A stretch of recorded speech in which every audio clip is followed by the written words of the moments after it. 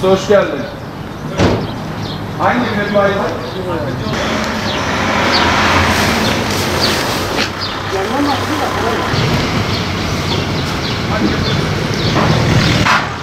Sıra gelsene. Her zaman onu yan çevirsene.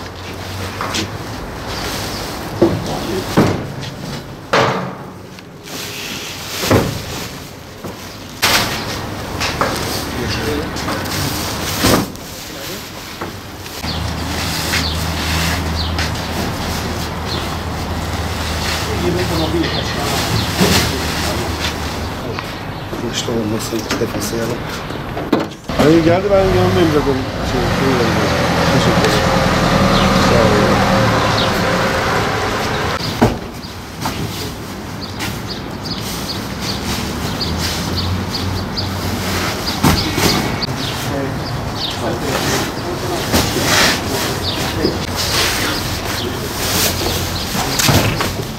Olayı nasıl?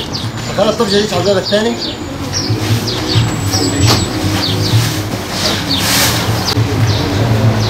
Benden listesi de var.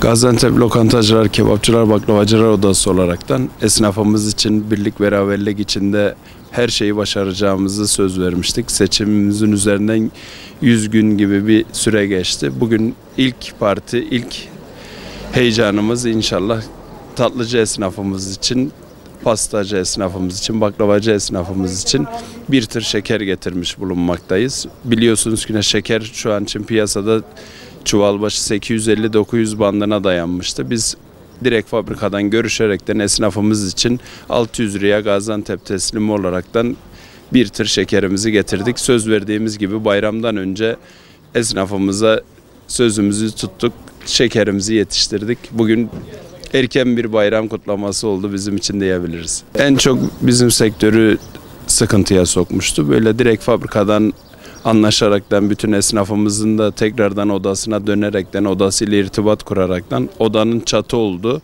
Esnafın ise bundan faydalandı. Çok güzel bir organizasyon oldu. Dediğimiz gibi esnafımız için bu ilk tırımız, inşallah bundan sonra her ay düzenli olaraktan getireceğiz. Esnafımıza yardımcı olacağız. Çünkü görevimiz bu. Bunun için seçildik. Bu tırdan şu an için 620 çuval geldi. 15 esnafımız faydalanacak. Bayram ertesinde de tekrardan bir tırımız daha yolda, inşallah o da gelecek. Çağrımız şu: Türkiye genelinde bulunan tüm kredi kooperatiflerinde tatlıcılık belgesi, pastacılık belgesi, yani iş yeri belgesi olan esnafımıza direkt fabrika çıkış fiyatından şeker vermelerini talep ediyoruz. 81 ilde bulunan tarım kredi kooperatiflerinden biz oda kayıt belgemizle veya vergi levhamızla gidip Türk şekerini almak istiyoruz. Fiyatların yüksek olması esnafı zorluyor değil mi? Tabii zorluyor, çünkü girdi fiyatlarını tutamıyoruz. Bu gıda bildiğimiz gibi bizim ana giderlerimizden birisi. Şeker, yağ, un, bunları biz tarım kredi kooperatiflerinden fabrika satış fiyatından almak istiyoruz. İşte raporu olan da olmayan da vergi levhasıyla giden tarım kredi kooperatiflerinden şekerini, ununu, yağını alabilmesi lazım. Tabii bunun yanında lokanta, kebapçı esnaflarımız için de aynı çalışmaları, ayçiçek yağı için, mercimeği için, pirinci için, kırmızı eti için, tavuğu için de çalışmalar bekliyoruz, takip ediyoruz. İnşallah onlar için de böyle değil, birbirinden farklı çalışmalar yapacağız. Esnafımız için ne yapmamız gerekiyorsa 7/24 emrindeyiz esnafımızın.